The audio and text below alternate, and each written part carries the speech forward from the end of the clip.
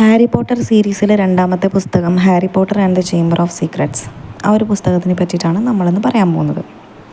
അപ്പോൾ രണ്ടാമത്തെ പുസ്തകത്തിൽ ഒന്നാമത്തെ ബുക്കിനെ പറ്റിയിട്ടുള്ള സമ്മറി നമ്മൾ ഓൾറെഡി ചെയ്തു. രണ്ടാമത്തെ ബുക്കാണിത്. അതിൽ നമ്മളുടെ മെയിൻ ക്യാരക്ടർ ഹാരി പോട്ടറാണ്. ഹാരി പോട്ടർ ഒരു വിസാർഡാണ്, നമുക്ക് ഓൾറെഡി അറിയാം അത്. അപ്പോൾ ഹാരി പോട്ടറിൻ്റെ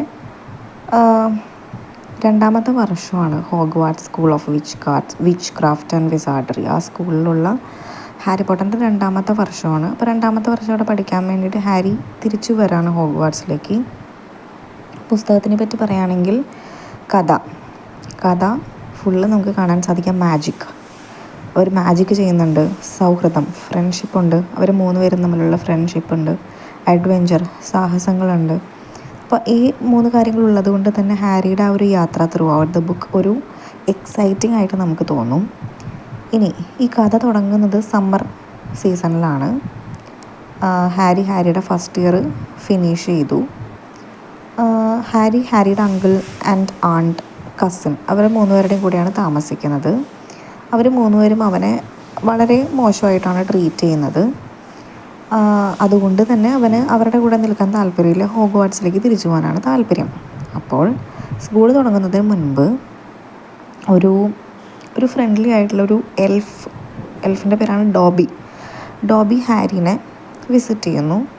ഡോബി ഹാരിനോട് ഒരു വാർണിംഗ് കൊടുക്കും, ഹോഗ്വാർട്സിലേക്ക് തിരിച്ച് പോകരുത്, കാരണം അവിടെ അപകടകരമായ ഒരു കാര്യം നടക്കാൻ പോകുന്നുണ്ട് എന്ന് പറഞ്ഞൊരു വാർണിംഗ് കൊടുക്കും ഡോബി. പക്ഷേ ഹാരിക്ക് തിരിച്ച് പോകണം. ഹാരിയുടെ ഫ്രണ്ട്സിനെ കാണണം. ഹാരിയുടെ ഫ്രണ്ട്സിനെ അറിയാലോ, റോണും ഹെർമിയോണും ആണ് ഫ്രണ്ട്സ്. അപ്പോൾ റോണിൻ്റെ സഹായത്തോടു കൂടെ ഹാരി ഹോഗ്വാർട്സിലെത്തും. ഡോബി പറഞ്ഞ കാര്യങ്ങൾ കേൾക്കാതെ ഹോഗ്വാർട്സിലേക്ക് തിരിച്ചു പോകും. സ്കൂളിൽ ആദ്യം എല്ലാം നോർമലായിട്ട് തോന്നും. പക്ഷേ ഹാരിയുടെ ഫ്രണ്ട്സിനെ കാണും, ഫ്രണ്ട്സായിട്ട് റീയൂണൈറ്റ് ചെയ്യും. അവർ കണ്ടുപിടിക്കും വിചിത്രകരമായ കാര്യങ്ങൾ നടക്കുന്നുണ്ട് സ്കൂളിൽ. കുട്ടികളെല്ലാവരും പെട്രിഫൈഡായിട്ട് കാണപ്പെടുന്നു, അവർക്ക് നീങ്ങാൻ പറ്റുന്നില്ല. പിന്നെ ഒമിനിയസ് മെസ്സേജസ് ചുമരുകളിൽ എഴുതി വച്ചിരിക്കുന്നു. എന്തിനെപ്പറ്റി? ചേംബർ ഓഫ് സീക്രട്സ്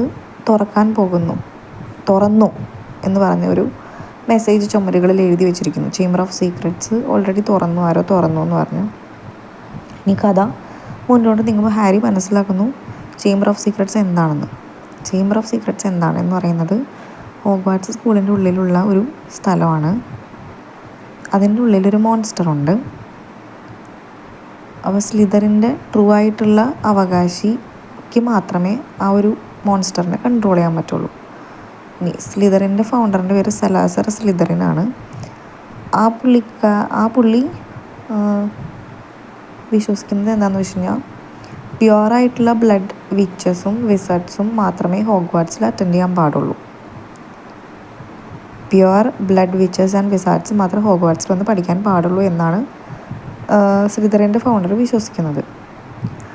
അപ്പോൾ കുട്ടികളുടെ ഇടയിൽ ഒരു ടെൻഷൻ ഉണ്ടാകുന്നു. ഇനി ഈ മിസ്റ്ററി ആയിട്ട് ഹാരിയുടെ കണക്ഷൻ വരുന്നത് എങ്ങനെയാണെന്ന് വെച്ച് കഴിഞ്ഞാൽ ഈ കഥയുടെ തന്നെ ഒരു ക്രൂഷ്യലായിട്ടുള്ള എലമെൻറ്റ് എന്ന് നമുക്ക് പറയാൻ സാധിക്കുന്നത് ഹാരിയുടെ കഴിവാണ്. പാർസൽ ടങ്ക് എന്ന് പറയുന്ന ഒരു സംഭവം സംസാരിക്കാനുള്ള ഹാരിയുടെ എബിലിറ്റി.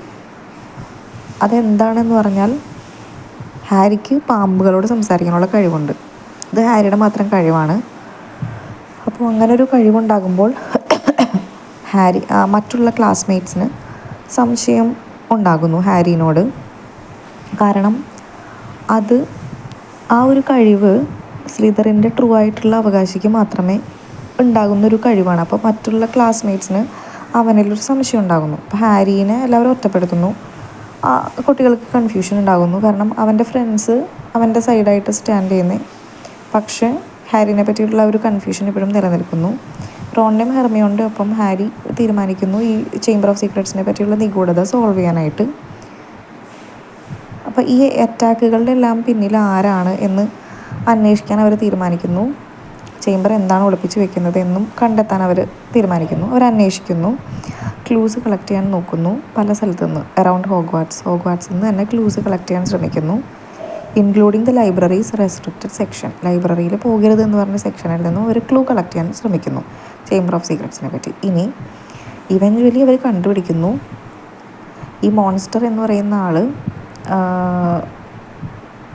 സ്കൂളിനെ ടെറിട്ടറൈസ് ചെയ്തിട്ടുണ്ട്. എന്ത് പറഞ്ഞ് ബസിലിക് ആ മോൺസ്റ്ററിൻ്റെ പേര് ബെസിലിസ്ക് എന്നാണ്. ബെസിലിസ്ക് എന്ന് പറയുന്ന ഒരു വലിയ പാമ്പാണ്. അതിൻ്റെ ഒരു നോട്ടം മതി ആളുകളെ കൊല്ലാനായിട്ട്. അപ്പോൾ ബെസിലിസ്കിനെ ഡിഫീറ്റ് ചെയ്യാൻ വേണ്ടിയിട്ട് ഹാരി ചേംബർ ഓഫ് സീക്രട്സിലേക്ക് തന്നെ പോകാൻ നോക്കുന്നു. അവിടെ വെച്ചിട്ട് അവൻ മനസ്സിലാക്കുന്നു ഹോഗ്വാർട്സിൻ്റെ പാസ്റ്റിനെ പറ്റി, സ്ലിതറിൻ്റെ സത്യമായ അവകാശിനെ പറ്റി മനസ്സിലാക്കുന്നു. അപ്പോൾ ഇനി എന്തുണ്ടാവുന്നത്, ഹാരി ധൈര്യത്തോടെ ബെസിലിസ്കിനെ ചേംബറിൽ വെച്ച് തന്നെ ഫേസ് ചെയ്യുന്നു. ഫൗക്സിൻ്റെ സഹായത്തോടെ, ഡംബിൾഡോർസ് ഫീനിക്സിൻ്റെ സഹായത്തോടെ അവനൊരു മാജിക്കൽ സ്വാഡ് കൊണ്ട് കൊടുക്കുന്നു. ഹാരി അത് വെച്ചിട്ട് ബെസിലിസ്കിനെ ഡിഫീറ്റ് ചെയ്യുന്നു. ഗിന്നി വീസ്ലി എന്ന് പറയുന്ന ഒരാളെ സേവ് ചെയ്യുന്നു. ആ പുള്ളിക്കാരനെ ചേംബറിലേക്ക് കൊണ്ടുപോയി ടോം റിഡിൽ എന്ന് പറയുന്ന ഒരാൾ, ഒരു ഷാഡോയി ഫിഗറാണ്. അതെല്ലാം ഒരു ഡയറിയിൽ പ്രിസർവ് ചെയ്ത് വെച്ചിട്ടുണ്ട്. അപ്പോൾ ആ ഒരു യുദ്ധത്തിന് ശേഷം സത്യം വെളിപ്പെടുന്നു. ടോം റിഡിൽ വോൾഡമോർട്ടിൻ്റെ ഒരു യങ്ങർ വെർഷനാണ്.